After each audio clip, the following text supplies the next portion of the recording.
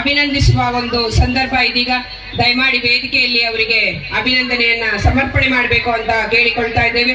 ಈಗಾಗಲೇ ಹೇಳಿದಂತೆ ಮೂಲತಃ ಕೃಷಿ ಸಚಿವರಾಗಿರುವ ರಾಜಕೀಯ ಜೀವನದಲ್ಲಿ ಕೂಡ ಸಕ್ರಿಯವಾಗಿ ತಮ್ಮ ಸಹಕಾರವನ್ನು ನೀಡುತ್ತಾ ತಮ್ಮದೇ ಆದಂತಹ ಛಾಪನ್ನ ವಿವಿಧ ಕ್ಷೇತ್ರಗಳಲ್ಲಿ ಕೂಡ ಮೂಡಿಸ್ತಾ ಇವತ್ತು ಒಂದು ದೊಡ್ಡ ಜವಾಬ್ದಾರಿಯುತ ಸ್ಥಾನಕ್ಕೆ ಅವರು ಅವಿರೋಧವಾಗಿ ಆಯ್ಕೆಯಾಗಿದ್ದಾರೆ.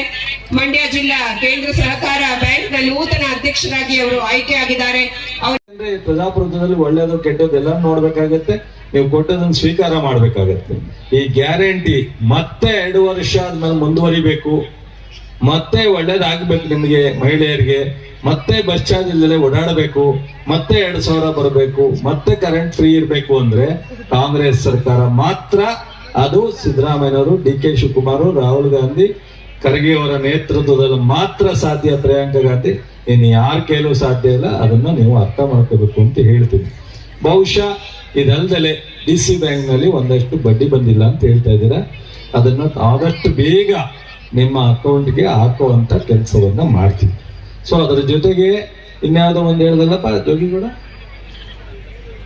5 ಲಕ್ಷ ಏನು ನೀವು ಬಡ್ಡಿ ರಹಿತ ಕೊಡ್ತಾ ಇದೀವಿ, ಅದನ್ನ ಚರ್ಚೆ ಆಗ್ತಾ ಇದೆ.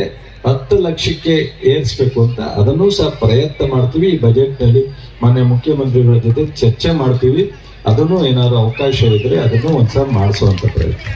ಇದನ್ನ ಈ ದೇಶದಲ್ಲಿ, ಈ ರಾಜ್ಯದಲ್ಲಿ ಕಣ್ಣೀರು ಒರೆಸ್ತಾರಲ್ಲ ಕುಮಾರಸ್ವಾಮಿ, ರೈತ ನಾಯಕ ಅಂತಾರಲ್ಲ ಯಡಿಯೂರಪ್ಪನವರು, ಬೊಮ್ಮಾಯಿನವರು ಹೊಡಿತಾರಲ್ಲ ಅಲ್ಲೆಲ್ಲೋ ಜೋಶಿನೋ ಅವರು ಕೇಂದ್ರ ಸರ್ಕಾರದಲ್ಲಿ, ಯಾರು ಇದನ್ನು ಮಾಡಿರ್ಲಿಲ್ಲ, ಯಾರು ಮಾಡಿರ್ಲಿಲ್ಲ. ಸೊ ನೆನ್ನೆನೂ ಒಂದು ಸುಳ್ಳು ಹೇಳ್ಬಿಟ್ಟು ಹೋಗ್ಬಿಟ್ಟವ್ರು. ನಮ್ಮ ಪತ್ರಕರ್ತರು ಯಾರೋ ಕೇಳೋದು ನಂಗೆ ಸಿಟ್ಟು ಬಂತು, ನಾನು ರೇಗಿದೆ. ಕಾರಣ ಏನ್ ಗೊತ್ತಾ, ಅಸೆಂಬ್ಲಿಲಿ ಯಾರೋ ಒಬ್ರು ಶಾಸಕರು ಕ್ವಶನ್ ಕೇಳೋರು, ಕುಮಾರಸ್ವಾಮಿ ಅವರು ಇಂಥ ಕಂಪ್ನಿಗೆ ಜಾಗ ಕೊಡಿ ಅಂತ ಕೇಳಿ. ಕುಮಾರಸ್ವಾಮಿ ಕಂಪ್ನಿ ಓನರ್ ಅಲ್ಲ, ಕುಮಾರಸ್ವಾಮಿ ಕಂಪ್ನಿ ಯಜಮಾನರಲ್ಲ.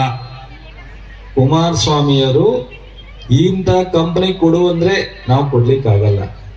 ಕುಮಾರಸ್ವಾಮಿ ಹೇಳಿದಂತ ಕಂಪ್ನಿ ಓನರು ಅಪ್ಲಿಕೇಶನ್ ಹಾಕ್ತಾರೆ. ಎಷ್ಟು ಸರಿ ಹೇಳೋದು ನಾವು ಪತ್ರಕರ್ತರಿಗೆ? ನಾನು ಮನುಷ್ಯ ಅಲ್ವಾ, ನನಗೂ ತಾಳ್ಮೆ ಅನ್ನೋದು ಇರುತ್ತಲ್ಲ, ಹೇಳ್ಬೇಕಲ್ಲ. ಅದಕ್ಕೆ ನಮ್ಮ ಮಂತ್ರಿ ಉತ್ತರ ಕೊಟ್ಟವ್ರೆ. ಇಲ್ಲಿ ನಮ್ಮ 1,200 ಎಕರೆ ಅಕ್ವಿಷನ್ ಮಾಡೋದು ಜನ ವಿರೋಧ ಮಾಡ್ತಾ ಇದ್ದಾರೆ, ನಿಲ್ಲಿಸಿದ್ವಿ. ಇನ್ನೊಂದು ಕಡೆ ಮಂಡ್ಯದ ಹತ್ರ ಯಾವುದೋ ಒಂದು ಸ್ಟೇ ತಂದಿದ್ದಾರೆ. ಇದಲ್ದಲೆ ನಾವು ಯಾವುದನ್ನು ಜಾಗ ರೆಡಿ ಮಾಡಿಲ್ಲ, ಆ ಕಂಪ್ನಿಯವರು ಅಪ್ಲಿಕೇಶನ್ ಕೊಟ್ಟಿಲ್ಲ. ಆ ಕಂಪ್ನಿಯವರು ಅಪ್ಲಿಕೇಶನ್ ಕೊಟ್ರೆ ಅಕ್ವಿಷನ್ ಮಾಡಿ ಕೊಡ್ತೀವಿ ಅಂತ ಹೇಳೋದು ಅಸೆಂಬ್ಲಿ ಉತ್ತರ. ಇನ್ನೇನು ಹೇಳ್ಬೋದು ಕುಮಾರಸ್ವಾಮಿ ಅವರ ಅಥವಾ ಅವ್ರ ಶಾಸಕರ ಪ್ರಶ್ನೆಗೆ? ಅಪ್ಲಿಕೇಶನ್ ಬಂದ್ರೆ ನಾವು ಎಲ್ಲಿ ಕೇಳ್ತಾರೋ ಅಲ್ಲಿ ಅಕ್ವಿಷನ್ ಮಾಡಿ ಜಾಗವನ್ನ ರೆಡಿ ಮಾಡಿಕೊಡ್ತೀವಿ ಅಂತ ಹೇಳಿದ್ದಾರೆ. ಇದನ್ನ ಬಂದಾಗೆಲ್ಲ ಅವರು ಈ ಸರ್ಕಾರ ಜಾಗ ಕೊಡಲ್ಲ ಅನ್ನೋದು, ನನ್ನ ಮುಂದೆ ಬಂದು ಸರ್ ಕೊಡಲ್ವಂತ ನೀವು ಅನ್ನೋದು, ಏನ್ ಹೇಳ್ಬೇಕು ನಾವು? ಇದನ್ನ ಘರ್ಷಣೆ, ಇದನ್ನ ತಿಕ್ಕಾಟ, ಇದನ್ನ ಅವ್ರೇನ್ ಮಾಡ್ತಾ ಇದಾರೆ, ಇದನ್ನ ಹಿಂಗ ಅಂದ್ಬಿಟ್ಟು ಹೊರಟೋಗ್ತಾರೆ. ಇನ್ನೊಂದು 15 ದಿವಸನೋ ಒಂದು ತಿಂಗಳಿಗೋ ಬರ್ತಾರೆ.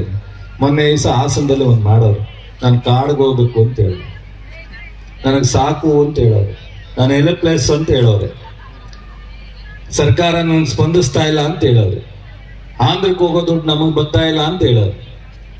ಈ ತರದ ಅನೇಕ ಮಾತುಗಳನ್ನ ಆಡ್ತಾರೆ.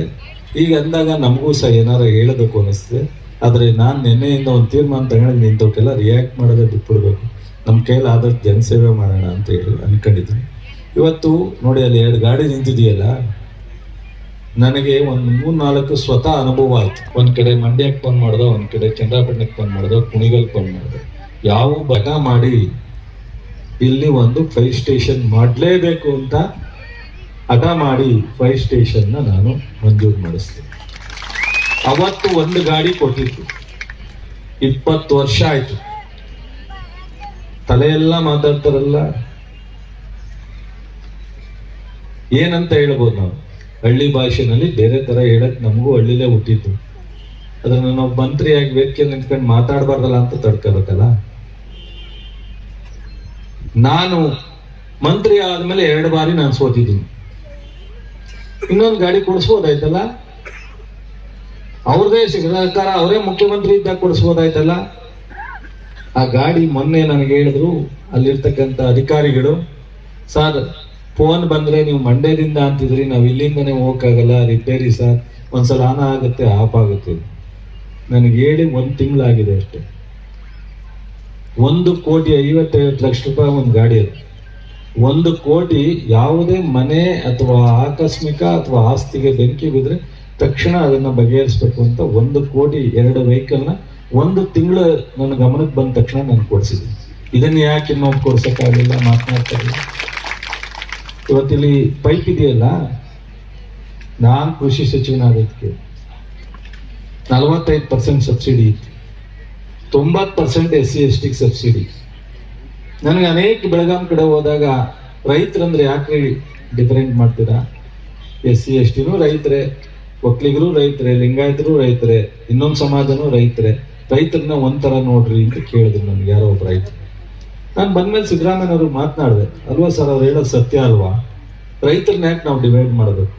ಎಲ್ಲರೂ ಶ್ರಮಿಗಳೇ, ಎಲ್ಲ ಶ್ರಮ ಪಡ್ತಾರೆ.